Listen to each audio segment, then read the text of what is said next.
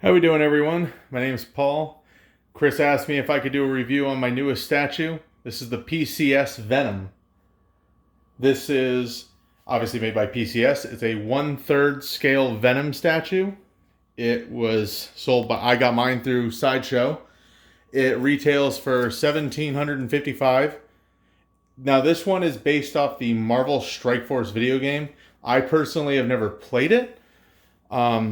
So I've seen some screen grabs and stuff like that of how Venom looks in the video game, but I can't per se say exactly how close it is.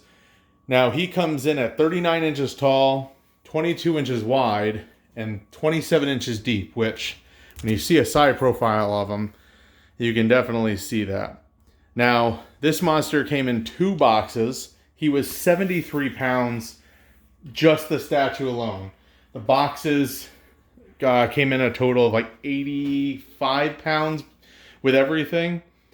It came in standard brown shippers. Inside was the art box with white foam and straps. So we'll start at the base.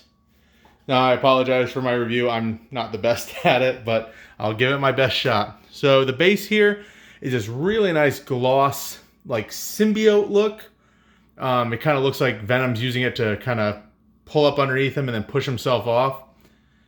His foot keys in. He has a massive key down here. His toenails are really hard to see here, but his toenails are gloss black as well, and they kind of blend in. You have 2 pieces down here for the base that connect. These are kind of loose. That's one of my things. You just kind of get them in place and then they should be okay. It's not a big miss, does not bother me. But as you move up, Venom's got, now it's very deceiving. So for some parts, I've heard some people say that he looks like he skipped leg day. It does look deceiving, but at parts of his leg, he looks extremely muscular. And I think if he was standing normally, it would be very proportioned. But he's got really good looking legs coming up. There's the symbiote underneath the skin that looks like it's kind of pulsing around. You have really nice veins. As you come up to the chest, you have the white spider emblem. Now that is kind of more of a glossy white look, and it looks really well done. The sculpt into it, the way they have it rippled, looks amazing. You come up, his hands, big. His skin, I would say it's like a mix. It's not one standard color, but it's definitely a mix of blue and black with some gray speck kind of poked in here every now and then. His hands are massive. I'm not a small guy, but even just kind of holding his hand, I could hold his hand. The tendrils coming off him, so these are more of a same thing. It's got a gloss, but they're not just black. They're also the same color of his skin. So it's a mix of black and blue. I know it's hard. I'm trying to get the best shot I can of the colors here, but it's nice.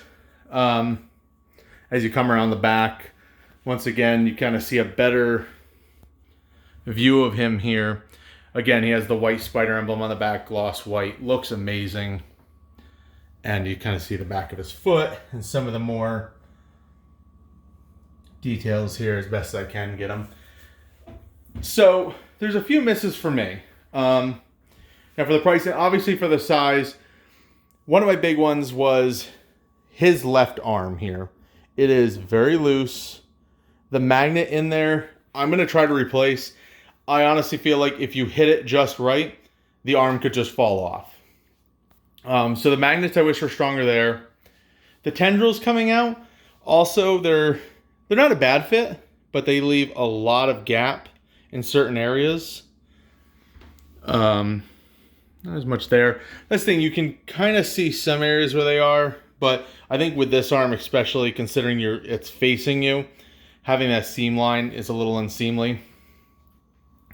His head also has a pretty decent seam line as well. The camera's not catching it as much, I apologize. But it's, again, not bad.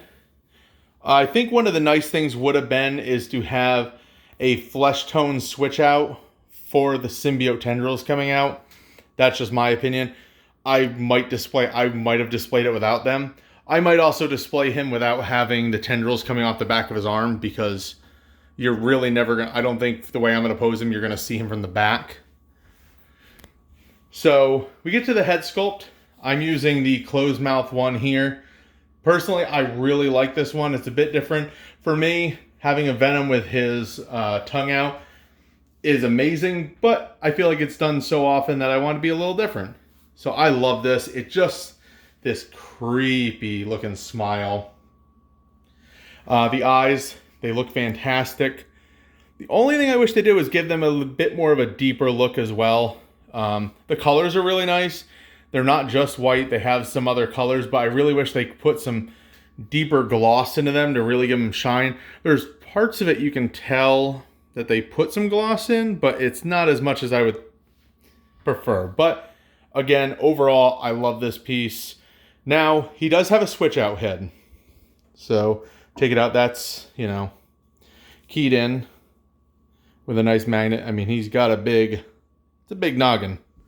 So, and we'll go down to this head sculpt. Sorry, let me switch these out here.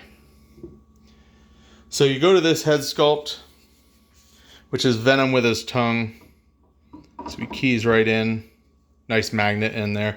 That holds very nicely at the angle. So this is one with him with his mouth open, tongue out, really showing, you know, some rage here, in my opinion. You know, really nice look. The teeth, the tongue has this great gloss to it, giving it a real nice wet look. Inside his mouth, it's all red in there, and it actually looks very nice. I know my camera's not picking up as well as it can. On the side of his mouth, you have some ridges, like where his mouth is tearing, and that looks really nice as well. Same thing with the eyes here. The eyes have the same paint with a little bit of gloss. It still looks nice, but I think a little bit more could be done. Overall, it was a 400 piece run. And mine, I believe, if I remember correctly, was number 48 of 400. It's a great piece. It's 1/3 scale. He's huge. I mean, I know the video looks big, but overall, he is just a massive piece. I mean, it's nothing to think otherwise. He is very formidable in appearance. He actually had a spot in my collection, but now I have to rethink it because he's a bit bigger and a lot heavier than I would have assumed. The materials, now PCS doesn't list what they use.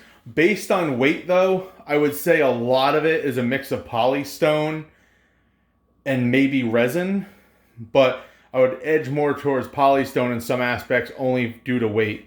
But yeah, overall, guys, I really appreciate the opportunity to show this off. Chris, thank you. I apologize for where this is. It's in my kitchen. I don't really have a spot in my collection where it would be easy for me to get around him to kind of do a 360. So I did take some stuff off the table. I do have a Headless Horseman statue there in the background. That's a Halloween decoration, but he weighs as well a good 20 or so pounds, and I didn't really want to move him anywhere he could break at the moment. But overall, Venom he's a great piece. I would highly suggest getting him if possible. Now, I know this is the Batman statue collector, so he's a little off base here. He's Marvel. He's not even, you know, in the same universe. But hey, we're collectors. We can all love the same thing. And I really appreciate you guys having me here, and I hope you enjoy. If this, you know, brings you some little bit more information and a good look at him, and you were on the edge to pick him up, I think he's still available on Sideshow at the moment. I would definitely pick him up if you get the opportunity. All right, guys, thank you very much for having me. Have a great one.